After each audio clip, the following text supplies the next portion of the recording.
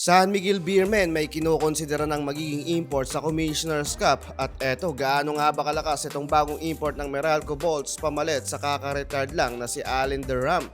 So ayun nga mga idol, may kinokonsidera na ang San Miguel Beermen na maging import next Commissioner's Cup ang former NBA player na si Quincy Miller, small to power forward, 31 years old at may tangkad na 6 foot 10 inches. Hindi na to bago sa ating liga dahil nakapaglaro na to noon sa PBA bilang import ng Converge X-Fibers at TNT Tropang Giga. At etong si Quincy Miller din mga idol ang backup import ngayon ng SMB sa pocket tournament na East Asia Super League.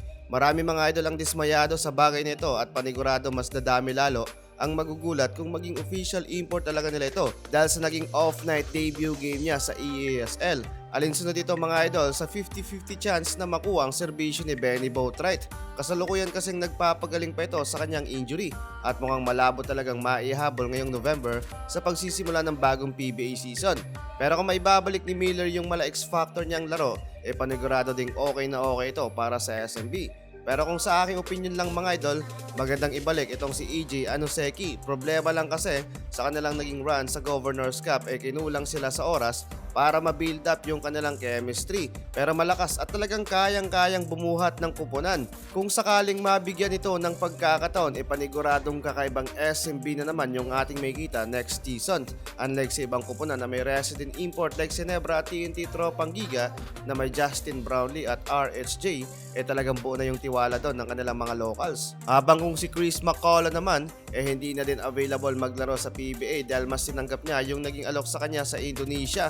Matapos kasi yung naging stint niya sa Strong Group Athletics sa kamay ni Coach Charles Chu na ngayon ay nasa Converge na bilang assistant coach, sinubukang makuha nila yung serbisyo ni Simac dito sa PBA pero bigo sila mga idol dahil mas malaki talaga siguro yung alok sa kanya doon sa Indonesian Basketball League. Comeback na din sana to ni Simac sa liga dahil noon nga mga idol nakakuha siya ng champion dito sa SMB. At sa isa pang post mula sa fanpage ng SMB, si Quincy Miller yung topic doon mga idol.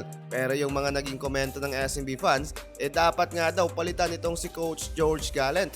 Ano ba siyang palagay itong sigaw ng SMB fans? Tama nga bang palitan ng SMB management ang kanilang head coach? Samantalang inilabas na mga idol ng Meralco Bolts ang kanilang official import pamalit sa kaka-retired lang na si Allen Durham. Hindi man ito former NBA player pero maraming liga na din ang kanyang napaglaruan katulad ng NBL at recently nagmula sa Chinese Basketball Association. 32 years old na din ito si Akil Mitchell pero intact pa rin yung kanyang skills and potential. 6 foot 9 inches, 234 pounds at magiging center forward ng Meralco Bolts. Well, medyo mababa yung kanyang average stats for 9 season sa kanyang career sa basketball. Sa nakalap nating source, nag-average nga lang ito ng 10.9 points, 7.2 rebounds, 2.1 assist per game. Well, medyo mababa yung naging average niya for 9 season. Pero katulad ng sinabi ko, marami na din itong karanasan dahil nakapaglaro na to sa iba't ibang liga. Nakakilahok na to sa G-League, International Leagues like mula sa bansang France, Turkey at kasalukuyang kasama na din sa practice and training ng Meralco Bolts.